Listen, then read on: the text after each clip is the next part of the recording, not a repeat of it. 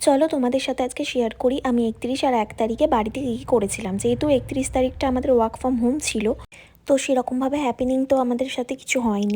সকালবেলা একটুখানি হরলিক্স করেছিলাম, আর তারপরে একটু ছোলা মটর ভিজিয়ে রেখেছিলাম, তো আলু সেদ্ধ বসিয়ে দিয়েছিলাম মুড়ি খাবো বলে। যেহেতু অফিসের কাজ থাকে একদমই উঠতে পারি না, তো সেই 8:45টার সময় গিয়ে আমরা ব্রেকফাস্ট করার সময় পেয়েছিলাম।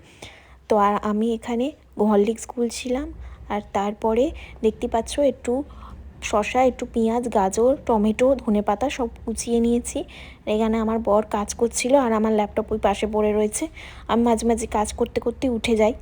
আর এখানে একটু মশলা দিয়ে দিয়েছি, আর তারপরে মুড়ি দিচ্ছি। মুড়ি জিনিসটা খেতে আমার খুব ভাল লাগে, তাই মাঝে মধ্যেই আমি সকালবেলা মুড়ি খাবো করি, আর মুড়ি মেখেও ফেলি। আমার বর অতটা পছন্দ করে না, তবুও আমি করি। তারপরে রাত্রিবেলার দিকে আমরা একটুখানি রোল বানিয়েছিলাম। কিছুই নয়, ডিম ছিল আর একটু পরোটা বানিয়ে তার উপরে ডিমটা দিয়ে একটু শসা, পেঁয়াজ আর লঙ্কা কেটে নিয়েছিলাম। আর বাড়িতে তো 2 ধরনের সস ছিলই। আর তার সাথে আমি দেখছিলাম নেটফ্লিক্সে ইলোনা হোমস, পার্ট 1টা দেখেছিলাম, পার্ট 2টা দেখছিলাম। আর আজকে ছিল 1 জানুয়ারি। আর দেখো আমরা সকাল সকাল লুচি ভেজেছিলাম একটুখানি, যেহেতু কোনো পিকনিক কিছু ছিল না, আমরা বাড়িতেই কাটাচ্ছিলাম। মোটামুটি আমি আর আমার বরই উইকেন্ডগুলো আর ছুটির দিনগুলো একসাথে কাটাই, আমাদের কোথাও যাওয়ারও থাকে না।